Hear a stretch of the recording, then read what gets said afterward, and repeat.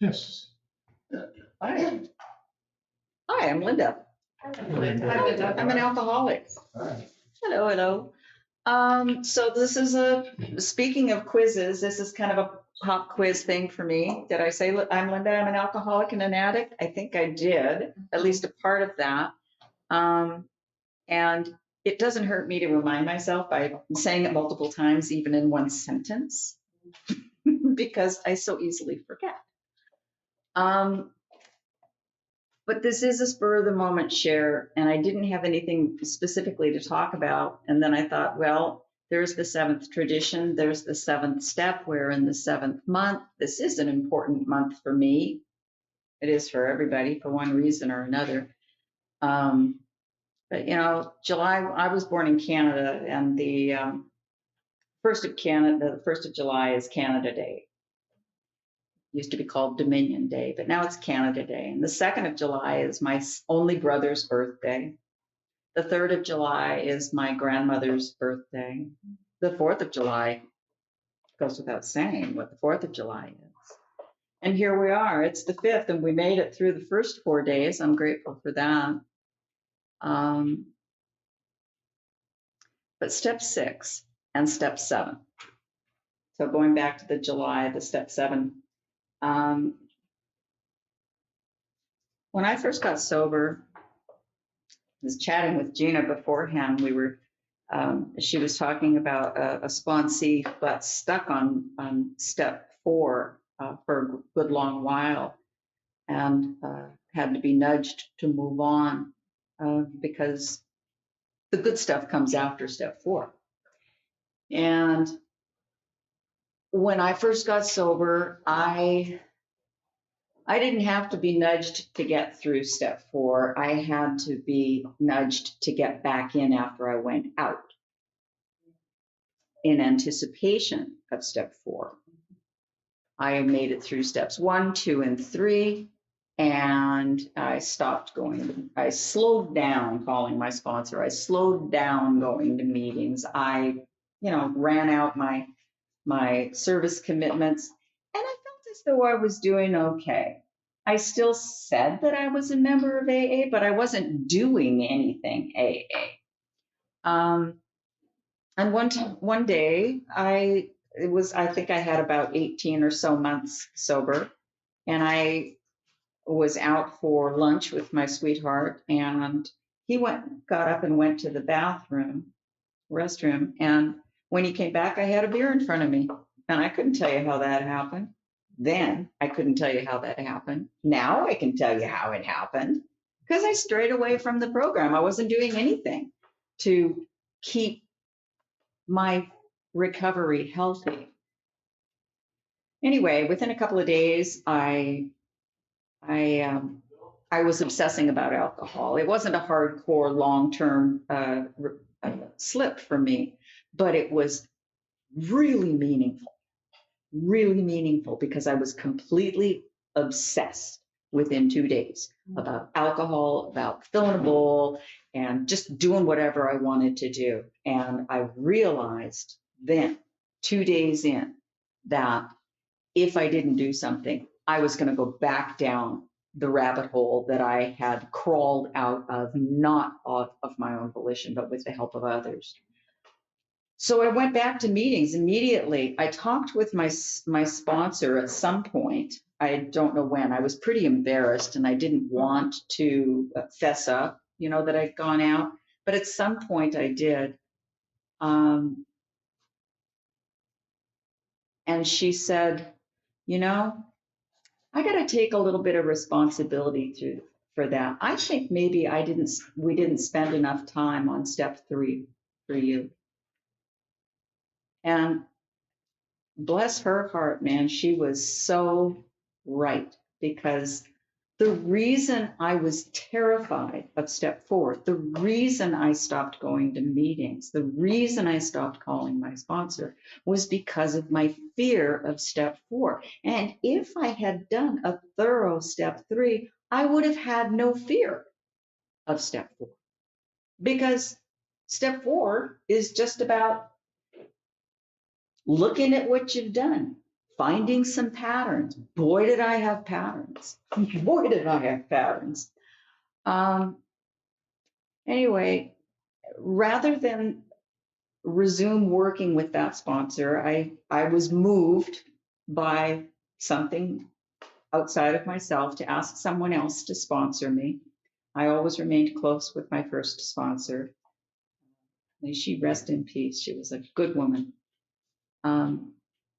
But my second sponsor, she explained to me what, we took our time going through steps 1, 2, and 3. I dragged my heels a little bit in step 4, but not too very much, because she made clear to me that it really was just about fact finding. It didn't really have anything to do with me having to, whip myself because of all of the terrible things I had done. And it didn't have anything to do with me, I guess, fueling the fire of my resentments that came out on that first list of resentments. It just was a matter of putting the stuff down on paper. So I did that. I got through my step 5, and there we were at step 6. And step 6 and step 7, for anybody who's read the big book, knows that they're each only like 2 sentences long. And each of them is only 1 paragraph in the big book. God bless the founders who managed to make it through with so little in the way of something written down, because I believe that were it not for the 12 and 12 and another book that is not, it's not conference approved literature, but it's one that my sponsor worked with me through 6 and 7, Drop the Rock.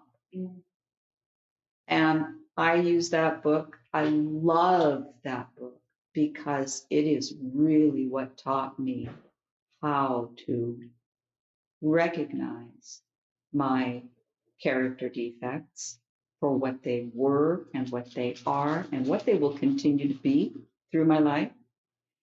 And then it taught me how to really be humble in a prayer when asking to have those character defects removed. Have they been removed? Momentarily, now and then, when I work for it. Yeah. When I practice the opposite of whatever that defect is, it works okay. But so in that book, Drop the Rock, it doesn't, I don't know, I don't recall whether it suggests that you actually pick up rocks and carry them around.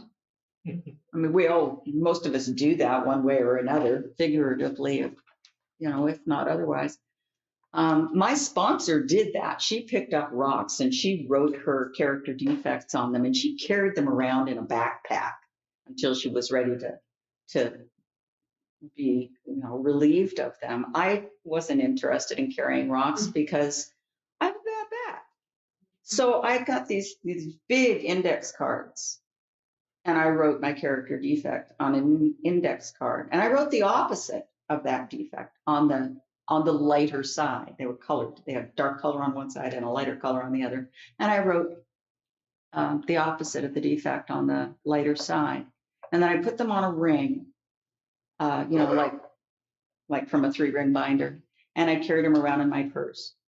And they got in the way. Every day they got in the way. Every time I reached in for a lipstick or a comb or my wallet or whatever, I was coming out with that big thing and the cards going in every direction. And it was such a true reminder for me of what my defects were, and that I was carrying them around with me, and they were messing with my life every single day, the longer I carried them.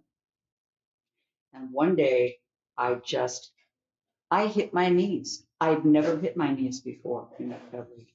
I had never hit my knees. But one day I was so bereft of having these character defects weighing me down, being in my purse, running across them all the time, and not just on a card, but in everything that I did in my life. I hit my knees, and I don't think I've been so humble before or since.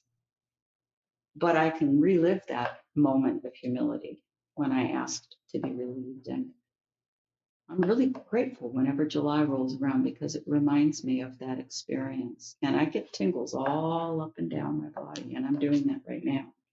So it must have meant something to me. I think that's about 15 minutes, isn't it? You have 5, 4. I still have 4 minutes. Oh, look at that. He's got a little timer right there. Thought you were going to toss something my way. Give them minutes. Okay, well, let me see. What else do I have? So what happened after that? After that moment, I have a lovely wood burning fireplace in my place. I burned those cards. And it was such a feeling of relief and release, you know? And have I been relieved of those character defects? Have they been relieved, lifted from my shoulders? As I said, momentarily at different times during the day, but gosh, to be aware when I am being judgmental, when I am being greedy of anything, my time or my food, my gas, whatever, there's something is different within me now because I seek the opposite. I don't always connect with it, but I seek it. And if I seek it, I'm more apt to find it. One of the ways that I find it, this is something that comes back to me time and time and time again, as they say in the big book, or maybe it's in the 12 and 12. Help me if you choose to. But when all else fails, intensive work with another alcoholic is amazing for lifting me out of my own character defects. It really is.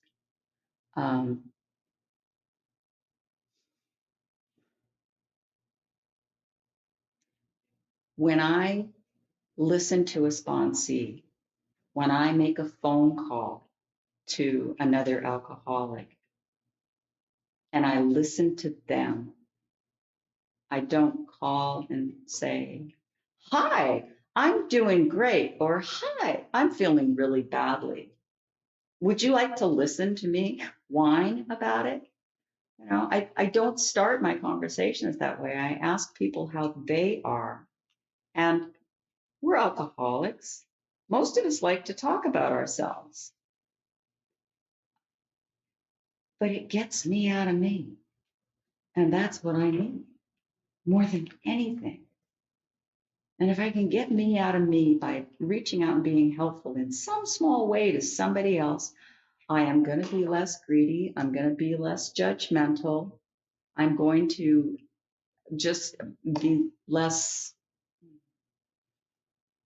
I won't procrastinate as much, right? As soon as I pick up the phone, I have stopped procrastinating. Instant relief from procrastination. So yeah, I get to practice that stuff every single day. The opposite of how I am naturally wired, I guess. Maybe it's not even natural wiring. Maybe it's just years and years and years of practice. But I'd like to think that it is natural wiring, that I am naturally selfish and self-centered and self-absorbed, because were I not, I couldn't learn to be the opposite. It feels so good to learn new stuff. So I'm grateful. Oh, I have 10 seconds left. Questions from the floor? Thanks, Mike. Thanks, everyone. Thank you. Thank you. Thanks.